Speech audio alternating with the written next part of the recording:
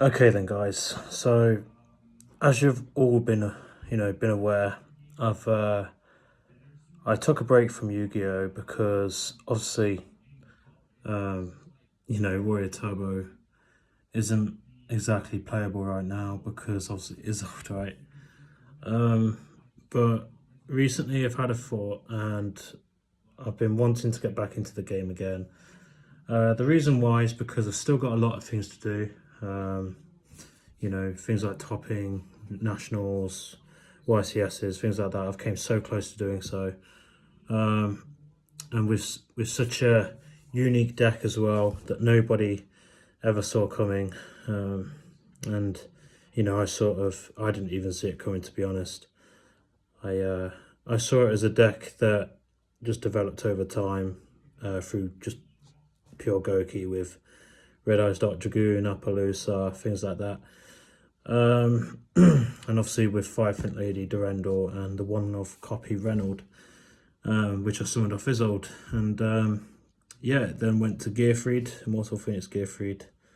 And then, it went on to other warrior engines, Phantom Knights, and other things like that, cooking with like other people. And yeah, it's such a good deck. And I do miss it a lot, but I think going forward, I will be recording Yu-Gi-Oh content again. It won't just be Warrior Turbo stuff anymore. It will be other content, other decks, helping people with their decks in terms of for example, Slap and Mangrate or Salamangreat, as everyone knows it as.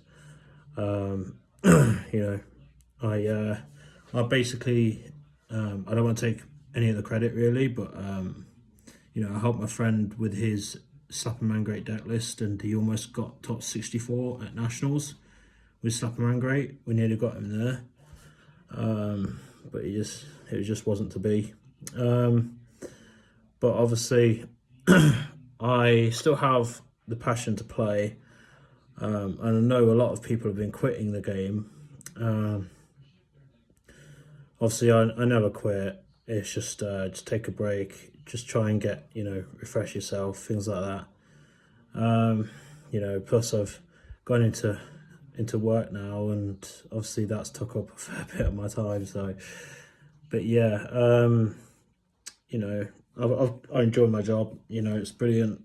It's the best job in the world.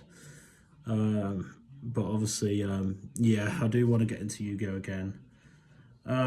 So you're probably going to ask what deck am I going to play going forward? To be honest, I'm waiting for the ban list right now.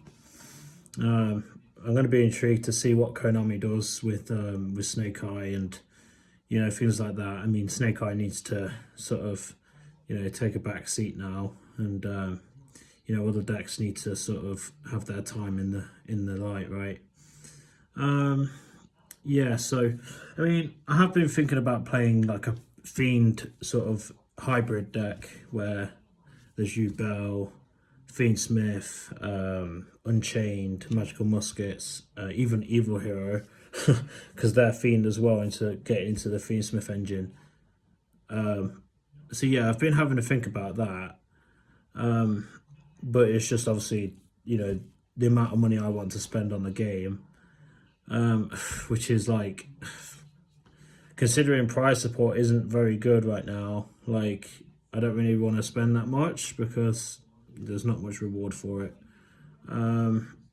However, to play the game in a fun way for me, I feel like I have to play a deck that nobody else is playing, or it's a hybrid version of a deck that nobody saw like coming at all.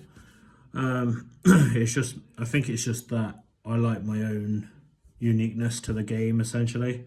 Having a strategy that nobody else knows about and things like that. And I think I enjoy that concept of the game, especially when it comes to creativity, because a lot of decks nowadays are just the same, bread and butter, same sort of concept of a deck, card for card. But yeah, that's what I'm going to be aiming to do, I think. I'm playing hero at locals at the minute. Like, the deck's okay, but it's not pulling up any trees. yeah, just I don't know. Like I just think I wished they'd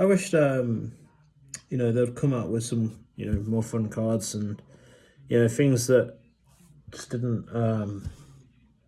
cards that work well together and make theme not even archetypes but just themes like more glued together.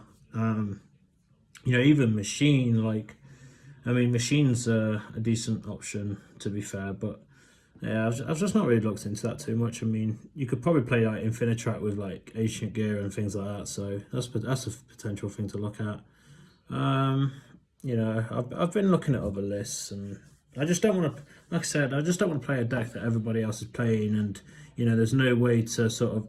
Well, obviously there's outplaying your opponent, but a lot of it is down to RNG. And if I'm playing a deck that nobody knows about, then obviously it's not going to come down to RNG as much as it would do. So yeah, I just want to let you guys know I will be recording videos again. How often, I'm not too sure. We'll have to see on that. It does depend on my work schedule and things like that. So, yeah, I do want to try and work out Goki again, Warriors sort of concept, or even a Link sort of base deck, and whether it be with Kashtira, Goki cards, like the Fiend Smith engine, like anything that gets into a rank 4 and then like straight up makes makes the code breakers, and then you can play from there. I mean, like I said, the warrior deck, like it's not dead. It's just it's really weak to hand traps, and because we're in a hand trap format, it's like it's not that good because if you get Nibiru, it's just over.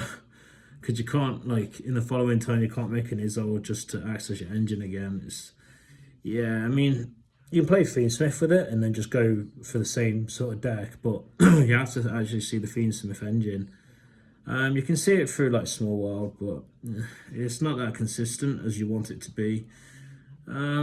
So yeah, I do like the deck still, but we'll see. We'll see how it goes. With Yu-Gi-Oh, just anything's possible in some weird ways.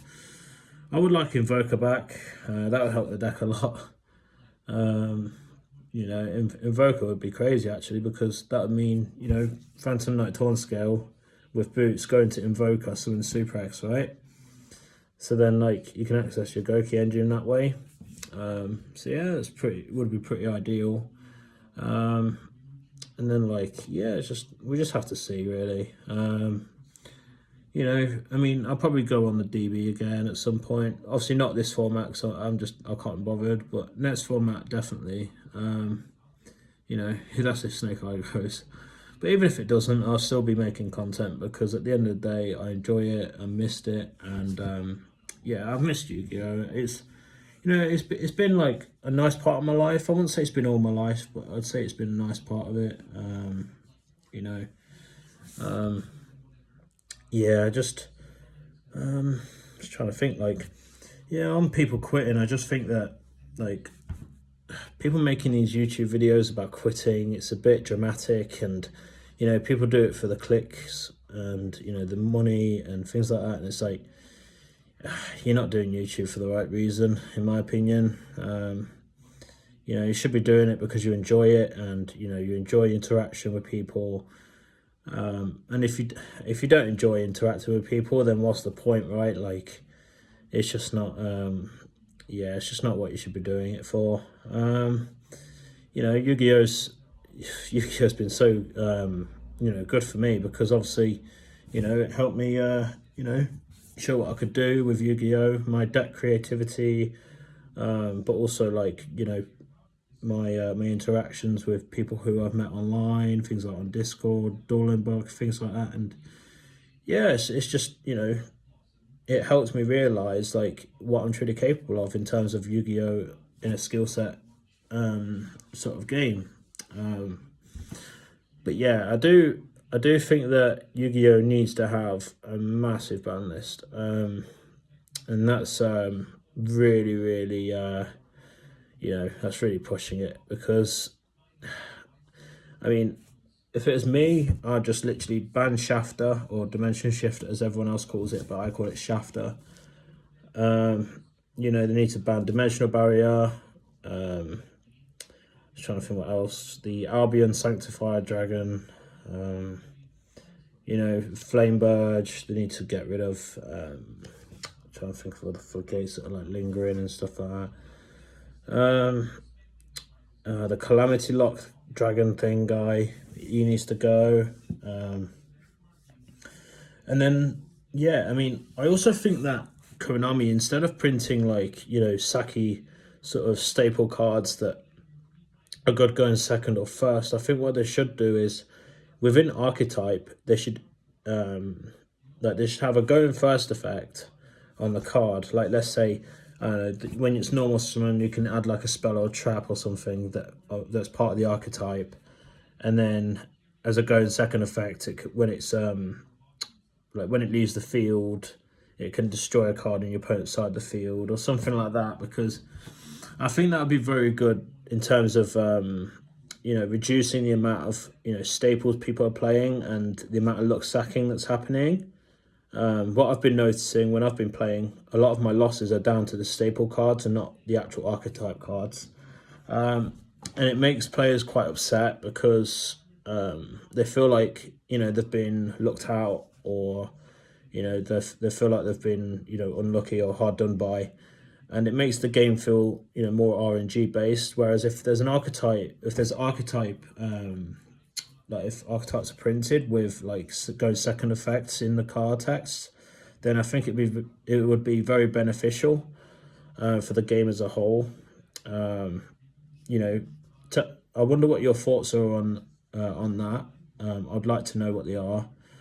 But yeah, I'm just trying to think about, like, you know, what I want to do in terms of the game and, you know, my enjoyment of the game, because obviously a lot of my enjoyment came from, you know, the uniqueness of, you know, the warrior deck. Even though I played other decks that, you know, were in archetype and just like, you know, boring, quote unquote, right? Boring, because, you know, I've played True Draco Zoo when, you know, in 2017 even, and I didn't have diagrams. I literally had like, you know, some Zoo cards, some True Draco cards, and then literally my diagram was literally the Waterfalls trap card, which was a super rare. But yeah, and I still managed to top locals of that deck just because of how absurd the Zoo and the Masterpiece cards were. But yeah, that was the first time I topped locals. It was quite funny. But yeah, like, I just like the idea of playing a deck that nobody ever thought of, or putting cards that work and synergize in a weird way that nobody else ever thought of. I mean, because I played Spiral going second, and I played the Dino Wrestling Field spell in the deck. And I played Mystic Minds. Obviously, Mystic Mind was an awful card. I hated that card so much, but I played it. And it's because what you would do is you'd use set rotation. Like, if your opponent made you go first, you'd use set rotation, put the Dino Wrestling Field spell on the opponent's side of the field, put Spiral Resort on your field, summon a Spiral Tough, and then you use Spiral Tough to pop the field spell, the Dino Wrestling Field spell. Which is pretty funny. And also because you're on Foolish Burial Goods to send like the Spiral spells and traps, you basically play the Wild Dino Wrestling just to send the Wild Dino Wrestling to summon the Pankatops as well. Another thing is, if you're hard opening it with another field spell, you can literally set a field spell over the Dino Wrestling field spell, and then you can literally summon the Pankatops off the Dino Wrestling field spell. It is such a cool. I love that. I love that so much. But yeah, when I played Spiral going second, that was so fun. And especially because Thunder Dragon was such a, you know, prevalent thing in the format with Colossus and can't, you know, search or anything. My side deck was basically 13 cards for Colossus at the time. It was because it's such a bad matchup for Spiral. It's not even funny. But yeah, like, I just want to play a deck that nobody else is playing. And I play it in my own way. And, you know, I make it work in, you know, really bizarre scenarios. I mean, for example, look at the Warrior deck, how they printed out the Battling Boxer guy, the Dempsey guy. And basically what I'd do is I'd make the Code Breakers, summon the level 4 Code Breaker, go into the Rusty, summon back the level 4, and then activate the Shade Brigandine, which was also a level 4, and then make the Dempsey, search Reynolds, add back a DDR. And yeah, it was so funny. That deck was so good. I'm not even joking, right? Like I've played some crazy decks. Spiral, True Dracozu, as I mentioned earlier. I played Pendulum Magician. I was trying to think about other decks, but yeah. But then obviously the Warrior deck. The Warrior deck, hands down, apart from True Dracozu, was the best deck I've ever played. In terms of actual power level, that deck was, the ceiling on it was absolutely unbeatable. If you're going second against me when I'm playing that deck, you just lose. You need to have like 3 cards that deal with the end board. You know, that didn't need cards, no cards on the field, because I could summon the level 4 Codebreaker to the opponent's side of the field.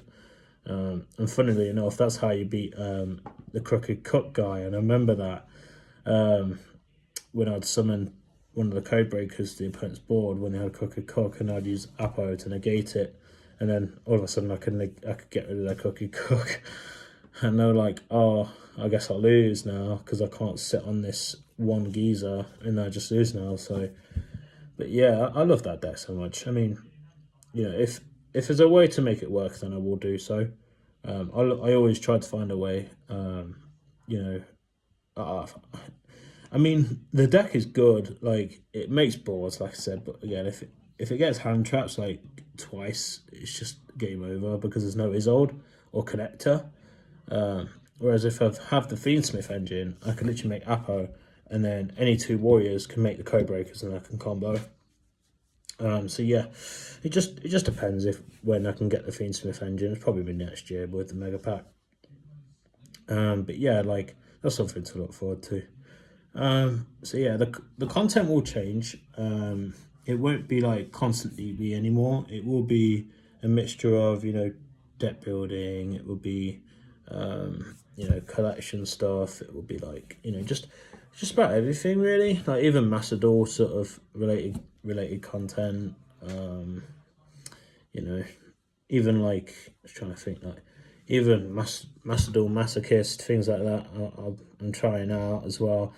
So that's something to look forward to, I guess. But yeah, I think that's everything I want to talk about, really. I think all these players quitting about, quitting the game, I think that it will be a temporary thing. And another thing is, a lot of people do follow trends a lot. Once someone does something, they're like, oh, they're quitting. I'm going to go and do the same thing because it's trendy. So yeah, just don't take it too seriously. Another thing is, just because you're a pro player doesn't mean that you're entitled to make a top at a national event or a bigger scale event. It just depends on how well, your opponents are playing. Yes, luck's a part of it, but it's not all of it. It's mostly skill, in my opinion. I mean, sometimes the players that you think are nobodies are actually really good at the game. I mean, I've realised that several times. Like, I've beaten many, pro players, and people just saw me as a random, which is fine, and I preferred it that way anyway. The reason why is because, like, I'm seen as the underdog, and I prefer it that way. Because then people just take their foot off the gas when they play against me. So I'm just like, okay, easy wins. But yeah, I hope to see you guys soon. Be on the lookout for videos because they will be coming. Hopefully a video will be out tomorrow because I do plan on recording locals. My tournament experience. I will be playing a deck that I'm mixed between Hero, Blackwing, and Warrior for tomorrow. Yeah, Warrior. Warrior. Just I do want to play that, but I want to try Blackwing as well. I mean, even like a Winged Beast, like sort of turbo deck as well, which is pretty cool. I think with Blackwing you get to play like these big synchro monsters and cool things like that. So, and I did like the Blackwings when I grew up. So yeah, I thought I'd try it out, see how we go. And if I play that deck, you guys can watch how I play and give me feedback on you know, the gameplay and misplays, things like that. So yeah, we'll see how it goes, and you know, we'll see what I want to play. What I might do is I might do a live stream on YouTube and see how it goes at locals. So yeah, please stick around. You know, be on the lookout for new videos, and yeah, I'll see you soon. Please subscribe. Also hit the notification bell down below. You know, I am aiming for 200 subscribers, and I've only just came back after 8 months. So yeah, it's been crazy. It's been a lot of time since you know, I played actually in a committed way. But yeah, I've missed Yu-Gi-Oh! It's time to get back into it. Let's go.